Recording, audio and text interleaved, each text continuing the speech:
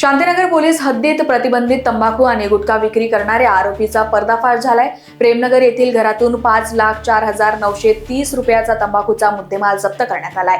आरोपी नयन केसरवाणीचा शोध सध्या सुरू आहे आणि संबंधित गुन्हा दाखल केला गेला आहे।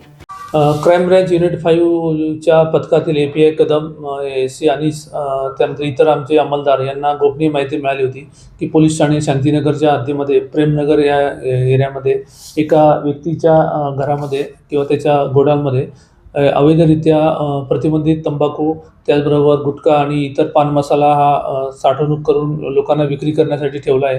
त्या माहितीवरून आमचे पथकाने त्या ठिकाणी रेड कारवाई केली असता त्यांना त्या ठिकाणी सुगंधित तंबाखूचे पॅकेटे, रिमझिम, जाफरानी जर्दा, त्याचबरोबर माणिकचंद गुटखा आणि इतर तंबाखूचे पॅकेट असे मिळून एकूण 5,04,930 रुपयाचा आम्ही मुद्देमाल ताब्यात घेतला आहे।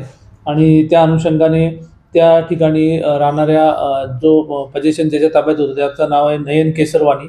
हा व्यक्तीचा शोध घेतला परंतु तो मिळून आला नाही। पाहिजे आरोपीमध्ये आम्ही त्याचं नाव निष्पन्न केलेलं आहे आणि अशा प्रकारे आम्ही पोलीस ठाणे शांतीनगर या ठिकाणी हा 5,04,903चा प्रतिबंधक तंबाखूचा मुद्देमाल आणि त्याच्याविरुद्ध कलम 123, 274, 275 व 223 भारतीय न्यायसंहिता बरोबर कलम 59 अन्न व औषधे मानद अधिनियम या अंतर्गत आम्ही गुन्हा दाखल केलेला आहे आणि पुढील तपास आम्ही करीत आहोत।